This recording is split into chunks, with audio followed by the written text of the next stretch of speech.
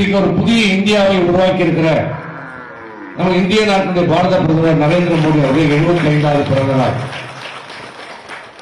அவருக்கு இந்த கோபூஜை விழா நடைபெறுகிறது. மக்கள் சார்பாகவும் தமிழ்நாட்டு மக்கள் சார்பாகவும் இன்றைக்கு அவர் நீரோடு வாழ்ந்து இந்த இந்தியாவை மிகப்பெரிய வல்லரசு நாடாக உருவாக்க வேண்டும் என்று நாம் எல்லோரும் இந்த நேரத்தில் பிரார்த்தித்துக் கொள்ள வேண்டும்.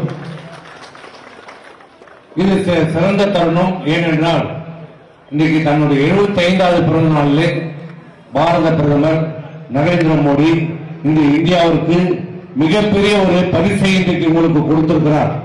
இதுவரை இந்திய வரலாற்றில் இல்லாத மிகப்பெரிய வரி சீர்திருத்தத்தை ஏற்படுத்தி இன்றைக்கு அத்தியாவசிய விலைவாசியை குறைப்பதற்கான முயற்சியை இன்றைக்கு எடுத்திருக்கிற அரசு பாரதிய ஜனதா நரேந்திர மோடி அவர்கள் எடுத்திருக்கிறார்கள்.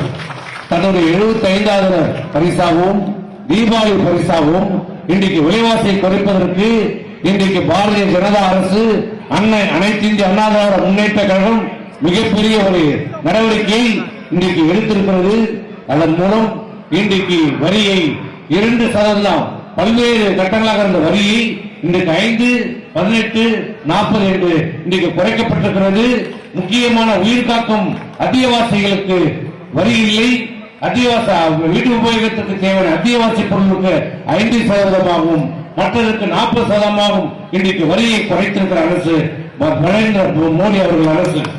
இந்த நல்ல நேரத்திலே இந்த தருணத்திலே இந்த நிகழ்ச்சியை இங்கே சிறப்பாக செய்திருக்கிற பாரதிய ஜனதா கட்சியினுடைய செயலாளர் திரு முரளி ரகுராமன் அவர்களுக்கும் மற்றும் அவரோடும் ஒத்துழைத்த அனைத்து நிர்வாகிகளுக்கும் அனைத்து இந்திய அண்ணா திராவிட முன்னேற்ற கழகத்தின் சார்பாக நன்றி கூறி விடைபெறுகிறேன். நன்றி, வணக்கம்.